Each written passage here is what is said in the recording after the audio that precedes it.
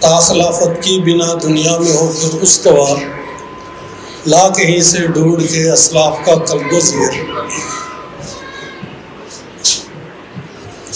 محترم حاضرین، اس وقت میں انتہائی خوشیوں کے بلندی پر ہوں کہ آپ لوگوں نے اس پروگرام میں شرکت کی اور اپنے اپنے خیالات کا اظہار کیا، اور تقریباً سب جو یہاں پہ بیٹھے ہیں ان سب کا ایک ہی نقطہ ہے کہ دین کو قائم ہونا چاہیے، اور یہ کیسے ہو اس کے اوپر میں نے اور آپ نے سوچ بچار کرنی ہے۔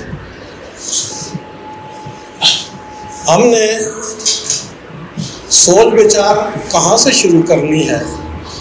ہم نے قرآن سے رہنمائی لینی ہے اور حضور صلی اللہ علیہ وسلم کی سنت اور سیرت سے رہنمائی لینی ہے کہ اتنا بڑا انقلاب جو جزیرہ نما عرب میں آیا وہ کیسے وہ لے کر آئے، رسول انقلاب کا طریقہ انقلاب کیا تھا، اس کو ہم نے سمجھنا ہوگا اور پھر موجودہ تقاضوں کے مطابق اس کو ڈالنا ہوگا۔ جو دین ہے اس کو قائم کرنا ہے، اس کے لیے ہمیں رہنمائی پیچھے سے پیچھے جانا پڑے گی، 1400 سال ہمیں پیچھے جانا پڑے گا، اور اس کی اشاعت کے لیے جو طریقے اس وقت رائج ہیں، جو ہمارے سامنے یہ نظر آتے ہیں، یہ میڈیا ہے اور اس کے بھی آگے مختلف شاخیں ہیں، ان کو ہمیں استعمال کرنا ہوگا۔ اس وقت ہمارے سامنے جو مثال ہے افغانستان کی دی جاتی ہے، اس میں جو ملا عمر کا دور تھا رحمۃ اللہ علیہ، اس میں میڈیا کو کوئی اہمیت نہیں دی گئی، اور جس کا رزلٹ کیا نکلا کہ جو اسلام کے پازیٹیو پہلو ہیں، جو اس کی سیاست کے پازیٹیو پہلو ہیں، جو معاشرت کے پازیٹیو پہلو ہیں، جو معاش کے پازیٹیو پہلو ہیں، وہ اجاگر نہیں ہوئے۔ اس میڈیا کو ہم نے استعمال کرنا ہوگا، اور اس میڈیا سے ہم نے سبق حاصل کرنا ہوگا۔ اب میرے اور آپ کی جیب میں موبائل پڑے ہوئے ہیں، اس سے ہم نے ایکسپلور کرنا ہوگا کہ یہ دین ہے کیا، اور اس کے نفاذ کے کون کون سے طریقے ہمارے اسلاف نے اپنائے، وہ کامیاب ہوئے یا ناکام ہوئے، اس کو ایک طرف رکھتے ہوئے ہم نے اپنا راستہ نکالنا ہے۔ اور یہ کیوں ہم اس طرح کر رہے ہیں، ہم کیوں یہاں پر جمع ہوئے ہیں، اس کا ایک ہی مقصد ہے کہ ہم اللہ کی رضا کے لیے جمع ہوئے ہیں۔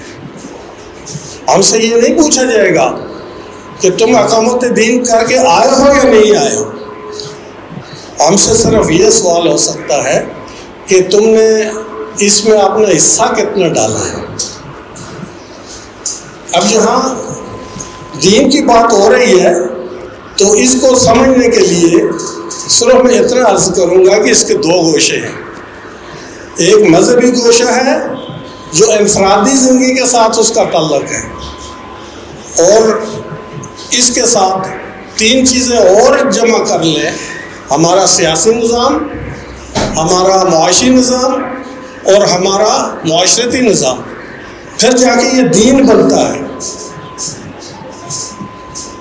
ہم نے اپنے عقائد کو درست کرنا ہے، ہم نے اپنی نمازوں کو، اپنی عبادات کو درست کرنا ہے، اور ہماری جو رسومات ہیں اس میں جتنی بھی غیر اسلامی رسومات ہیں ان کو نکال کے باہر پھینکنا ہے۔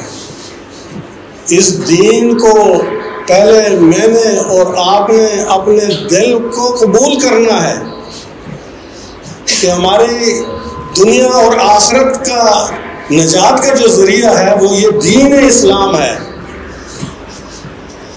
اس کے لیے جب میرا دل راضی ہو جائے گا تو پھر مجھے اپنے 5 فٹ قد کے اوپر اس دین کا نفاذ کرنا ہے، اس خلافت کا نفاذ کرنا ہے.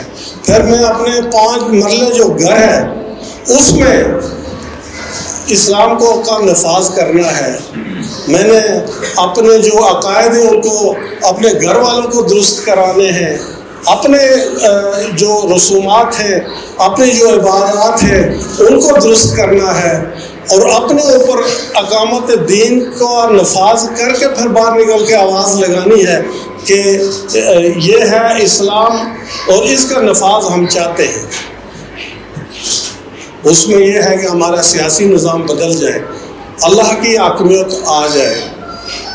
یہ حکمرانوں کی حاکمیت اور عوام کی حاکمیت کو ایک سائڈ پہ رکھ دے. یہ بہت بڑا شرک ہے. اس شرک سے ہم نے اپنی جان چھوڑانی ہے. ہم جس سسٹم کے نیچے اپنی زندگیاں گزار رہے ہیں، کیا ہم دنیا میں اسی لیے آئے ہیں کہ یہ جو ہمارے اوپر اس وقت نظام سیاست چھایا ہوا ہے، نظام معاشرت چھایا ہوا ہے، یا ہمارے اوپر یہ جو معاشی نظام کے سکنجے میں ہم جکڑے ہوئے ہیں، کیا اسی لیے ہم اس دنیا میں آئے ہیں کہ ہم جکڑے رہیں اور ہم آواز نہ اٹھائیں؟ ہمیں سوچنا ہوگا. رات میں جب بستر پہ جائے تو وہاں پہ ہمیں یہ سوچنا ہوگا کہ یہ کیسے ہم آگے بڑھیں. حضرات محترم، میں زیادہ وقت نہیں لوں گا.